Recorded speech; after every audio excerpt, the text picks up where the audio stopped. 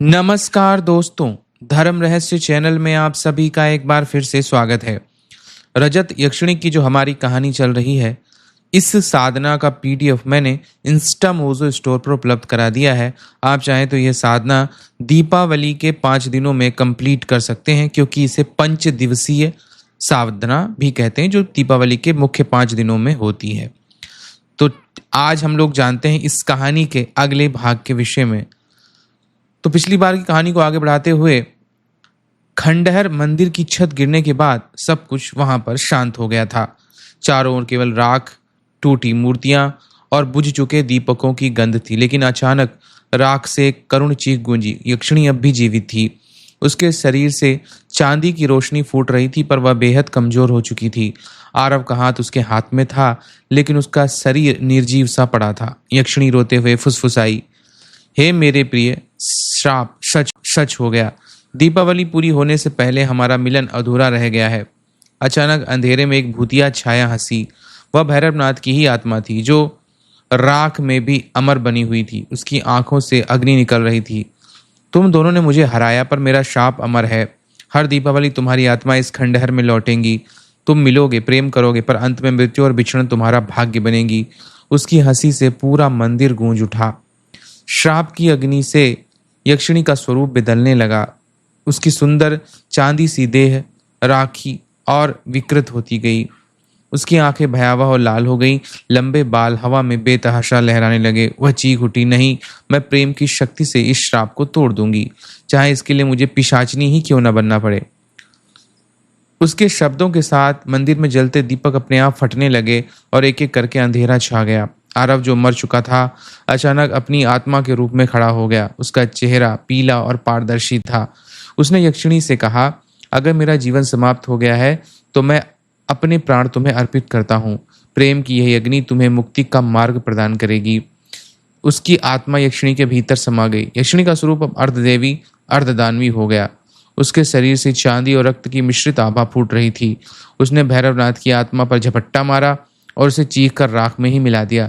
लेकिन इस युद्ध ने उसकी आत्मा को भी जला दिया। उसने चीखते हुए कहा, प्रेम ने मुझे शक्ति दी, पर इस श्राप से मुक्त होने के लिए हमें फिर युगों तक भटकना होगा। मंदिर की दीवारें ढह गईं। अंधेरे में केवल जलते हुए दीपक की लौ बजी और गूंज उठा गीत, तेरी बाहों में मिट जाना यही मेरी जीवन, तेरे बिना अधूरा हूँ यही मेरा साधन, पुनर्जन्म का वचन है प्रेम की अमर निशानी, मेरे सपनों की रानी ओ रजत सुहानी। सदियां बीतती गईं। खंडहर मंदिर अब झाड़ियां और अंधकार से ढक चुका था, लेकिन हर दीपावली की रात वहां से चीखों और गीतों की आवाज़ें सुनाई देती थी। गांव वाले कहते थे, मंदिर मत जाना, वहां रजत यक्षिणी और उसके प्रिय की आत्मा रोती है। गांव में एक नया चेहरा आया, युवा साधक आदित्य। वह तंत्र और योग का खोजी था। उसने सुना था कि मंदिर में धन देने वाली यक्षिणी का वास है। गांव वालों ने उसे रोका, पर उसने कहा, मैं भय से भागने वाला नहीं, यदि यक्षिणी है तो उसका रहस्य मैं जान ही लूंगा। दीपावली की रात आदित्य दीपक लेकर मंदिर पहुंचा। जो ही उसने कदम रखा, हवा ठंडी हो गई और चारों ओर करुण गीत गूंज उठा। अचानक मंदिर की में चांदी की आभा फैल गई। रजत यक्षिणी और आरव की आत्मा प्रकट हो गई। उनकी आंखों में दुख और प्रेम की छाया थी। यक्षिणी बोली, साधक, यह मंदिर तेरा नहीं है, यह हमारा श्राप है। हम हर दीपावली मिलते हैं, पर अंत में मृत्यु हमें अलग कर देती है। यही चक्र अनंत है। आदित्य ने विस्मय से कहा, नहीं नहीं, हर श्राप का तोड़ होता है, मैं इसे तोड़ूंगा।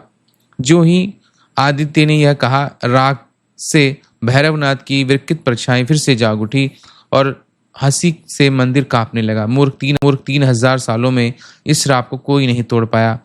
तू भी मेरी अग्नि में भस्म हो जाएगा। उसकी परछाई से प्रेत निकले और आदित्य पर टूट पड़े। आदित्य ने अपनी साधना शुरू की। ओम क्रीं काल भैरवाय नमः। मंत्रों की ध्वनि से प्रेत पीछे हट गए, परंतु यक्षिणी चीख उठी, नहीं, यह श्राप किसी मंत्र से नहीं टूट सकता, इसे केवल प्रेम और बलिदान ही समाप्त कर सकते हैं। भैरवनाथ हंसा, सही कहा, साधक को अपनी आत्मा अर्पित करनी होगी, पर क्या तू इतना साहसी है? आदित्य के चेहरे पर दर्द था, लेकिन उसकी आंखों में दृढ़ता थी। मंदिर की दीवारों से रक्त टपकने लगा। दीपक बुझ गए और चारों ओर अंधेरा छा गया। आदित्य ने चाकू उठाया और कहा, अगर मेरे बलिदान से यह श्राप टूटेगा तो मैं पीछे नहीं हटूंगा। उसने अपने रक्त की धार यक्षिणी के चरणों पर चढ़ाई। तभी चांदी और लाल आभा का संगम हुआ। मंदिर की नींव जैसे हिलने लगी और आसमान में गर्जना हुई। प्रेम का गीत एक बार फिर से सुनाई दिया। प्रेम और बलिदान यही अंतिम साधन, रक्त और आंसुओं से टूटे शाप का बंधन।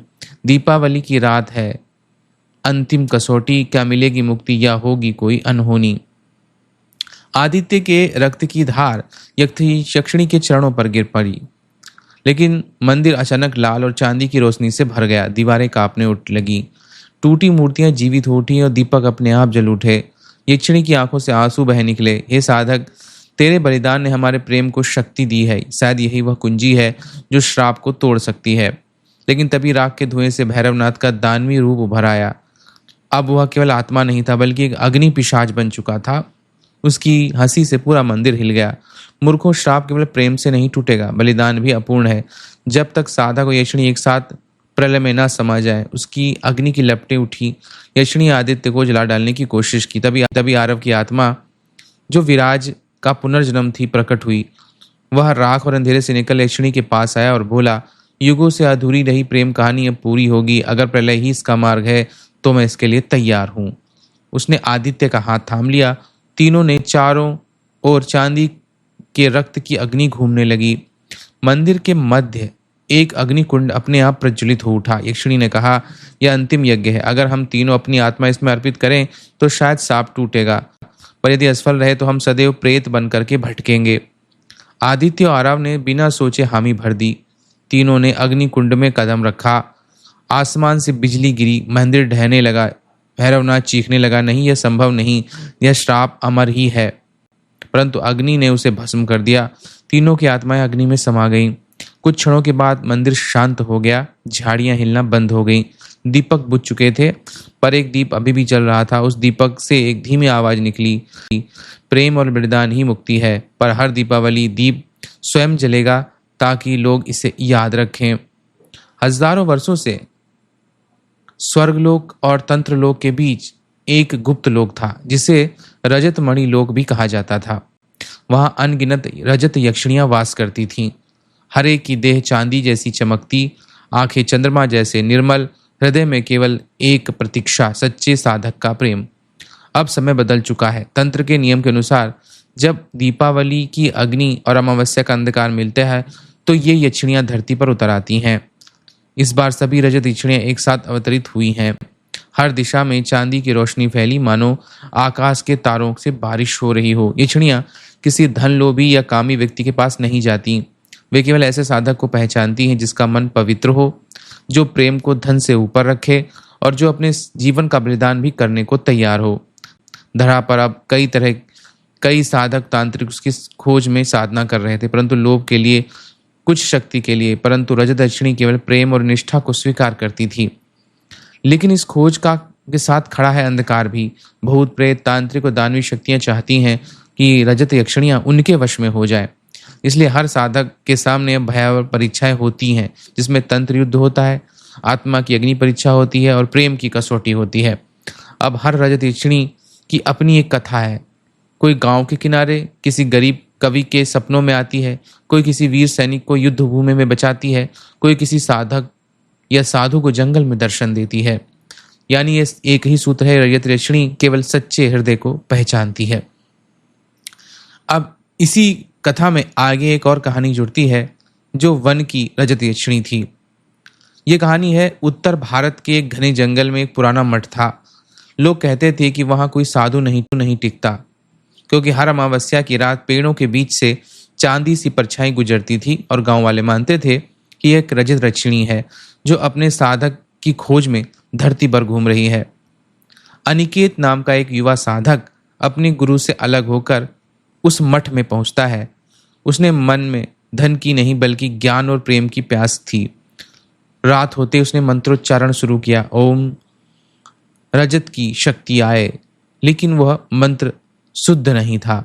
अचानक तब भी हवा ठंडी हो गई और पेड़ों की चांदी सी रोशनी उतरने लगी। वह प्रकट हुई। आखिरकार केवल वह मन की भावना देखती थी, मंत्र नहीं। केश लंबे, चांदी सी देह, आंखों में अनोखा तेज। उसकी आभा से पूरे जंगल को दीपावली सा उसने प्रकाशित कर दिया था। उसने धीमे स्वर में कहा, हे साधक, तू धन नहीं मांग रहा, तू प्रेम और सत्य चाहता है। शायद तू वही है जिसकी मुझे प्रतीक्षा थी। अनिकेत ने हाथ जोड़कर कहा, देवी, मैं तुम्हें पाने नहीं आया, मैं तो केवल तुम्हारे सत्य को समझना चाहता हूँ। यक्षिणी मुस्कुराने लगी, पर उसकी मुस्कान में रहस्य था। तो जान लो, मुझे पाने वाले को 3 परीक्षाओं से होकर गुजरना होगा। अंधकार, प्रेत और हृदय की अग्नि परीक्षा। अनिकेत निडर होकर हामी भरी। रात गहरी होती गई। जंगल में प्रेत नृत्य करने लगे और उसकी आंखें लाल थी, हड्डियां खड़खड़ाती थीं। अनिकेत का शरीर कांप रहा था, पर उसका ध्यान साधा और उसने मंत्रों से उन्हें शांत कर दिया। फिर अग्नि की दीवार खड़ी हुई, जिसे पार करना असंभव था। अनिकेत ने आंखें मूंद कर यक्षिणी का नाम लिया और बिना भय के उस अग्नि में कूद पड़ा। चमत्कार हुआ, अग्नि ने उसे नहीं जलाया, बल्कि वह चांदी की रोशनी में बदल गया। अब थी हृदय की अग्नि परीक्षा। अब यक्षिणी स्वयं उसके सामने खड़ी थी। उसकी आंखों में आंसू थे। अंतिम परीक्षा है, क्या तू मुझे प्रेम करेगा? भले ही मेरा रूप बदल जाए, क्योंकि यक्षिणी अमर है, पर साधक तो नश्वर है। तेरे प्रेम को समय की अग्नि सहनी होगी। अनिकेत ने बिना झिझक दिए उत्तर दिया, रूप बदल जाए, समय मिट जाए, पर हृदय का प्रेम कभी नहीं मिटता।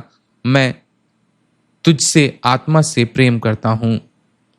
आखिर इसके बाद क्या हुआ और कौन सा गाना गाकर यक्षिणी और प्रेम दोनों अनिकेत के साथ टिके रहे, आइए इसे सुनते हैं। अगले भाग के लिए आप लोग अगली पत्र का इंतजार करें। आशा करता हूँ ये वीडियो आपको अच्छा लगा होगा। इस गाने को सुनिए और आनंद लीजिए। आप सभी का दिन मंगलमय हो। जय मां पराशक्ति।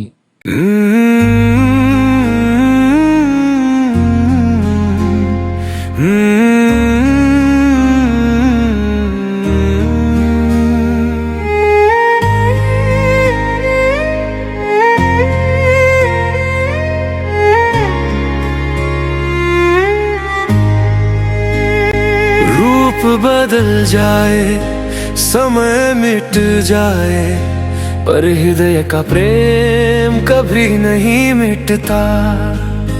तेरी आत्मा में जो दीप जले, वो दीपक अमर, वो कभी नहीं बुझता। मैं तुझसे आत्मा से प्रेम करता हूँ, युगों तक ये वचन निभाता हूँ। तेरी आंखों में चांदनी की लकीरें हैं, तेरी सांसों में युगों का गीत। मेरे जीवन की हर धड़कन कहे, तू ही मेरा पहला और अंतिम प्रिय। भले ही जन्म बदलते रहे, तू यक्षिणी में साधक बनूं। मेरी आत्मा तुझसे बंधी रहे, हर युग में तुझको खोजूं। रूप बदल जाए, समय मिट जाए, पर हृदय का प्रेम कभी नहीं मिटता। तेरी आत्मा में जो दीप जले, वो दीपक अमर, वो कभी नहीं बुझता।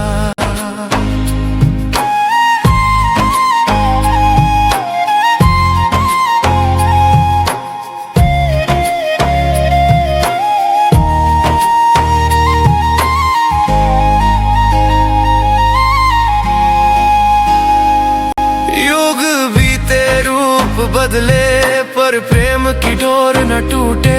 तेरी चांदी सी उंगलियों में मेरे प्राण हमेशा छूटे।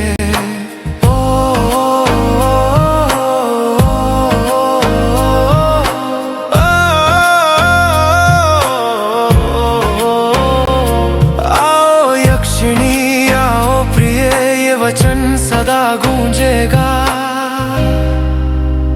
रूप बदल जाए, समय मिट जाए, हमारा प्रेम अमर रहेगा।